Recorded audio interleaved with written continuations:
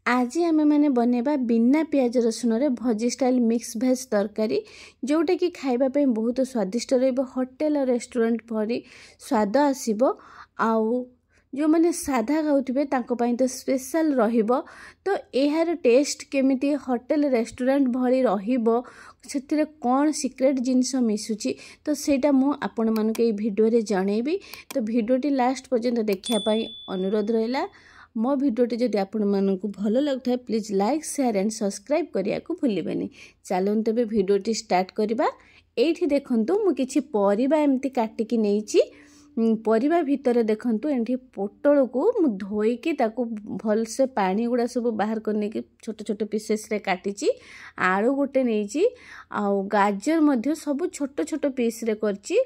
Beans एठी नेइछि आउ फूलकोबी ए सब परिबा को मु भल भाबरे धोईकी पोछिकी काटिछि कना पानी रखिले कोन होबो ना तेल रे छिटकाटा आसीबो ना। तो सेति पई ताको सब हमें पुछि देचे ताकू परिबाटा छाणीबार अछि ना।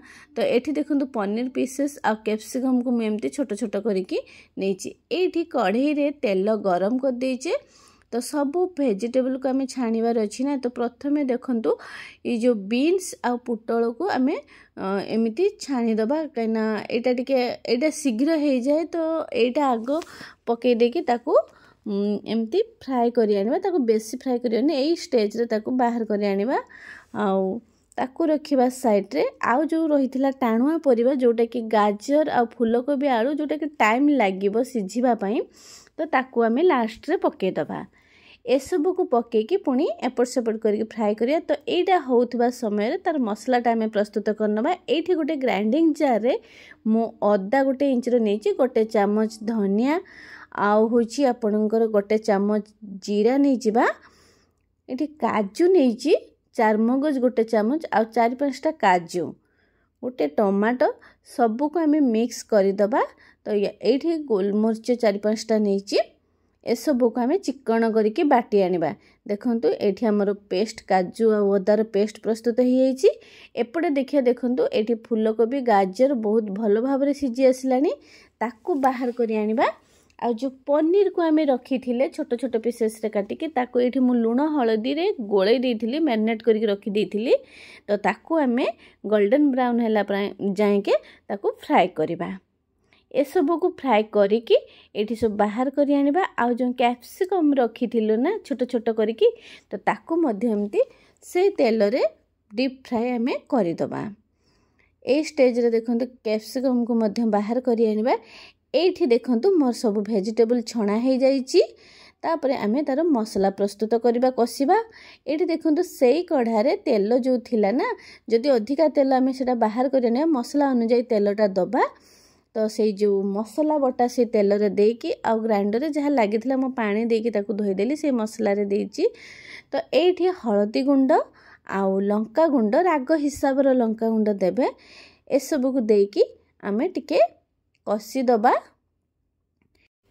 एठी जो मु आपन कहउथले गुटे सीक्रेट जिंस मिसे पई एटा होउची मोर से सीक्रेट जिंस जोटा कि एटा हला मिल्क पाउडर रे गोटे चम्मच मिल्क पाउडर रे पानी मिसे की उषुम पानी मिसे की ताकू गोळै दबा। तो सेई पानीटा ए मसला रे आमे देकी भलो भाबरे कसी दबा। एठी देखंतु मिल्क पाउडर जगह रे आपण माने खीर भी नै परिबे।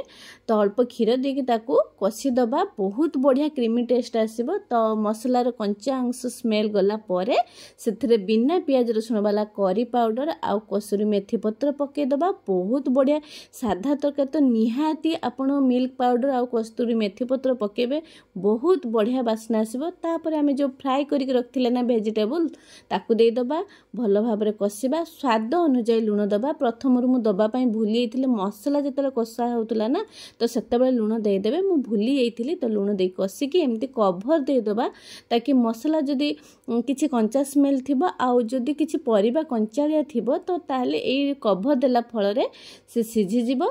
तो कभर देकी पुणी बाहर करके आम टे भलसे कषी देकी एठी देखंतु पानी देकी टिके फुटे दबा तापर जो पनीर को आम फ्राए करके रखी से सब को मध्य दे दबा। ए पनीर आउ सब भेजिटेबल को भल भाव गोल की ताकू एमती मिक्स करके फुटिया पाई छाड़दबा। लास्ट स्टेज रे भलसे फुटी गले आम गैस फ्लेम को लो करके टिके गरम मसला मिसई दबा। बहुत बढ़िया बास्ना आसीबो। देखंतु पुणी ताकू एमती आउ 5 मिनिट एमती फुटिया पाई छाड़ी दबा। एठी देखंतु मोर मिक्स भेज प्रस्तुत हो जाइए केते डेलीशियस देखा होची। आउ एटा आपण माने घरे थरे बनांतु बहुत बढ़िया टेस्ट रहिबो भजी भलिया स्वाद आसीबो आ बहुत बढ़िया टेस्ट लागिबो। एई भलिया रेसिपीटा घरे बनांतु फैमिली फ्रेंड मानक सहित शेयर करंतु। आ रेसिपीटा केमिति रहिला आपण मानकु केमिति लागला तार फीडबैक मते कमेंट रे जणांतु। सेते पर्यंत मु रहूची आउ एक नुवा रेसिपी नेकी आसीबी। जय जगन्नाथ।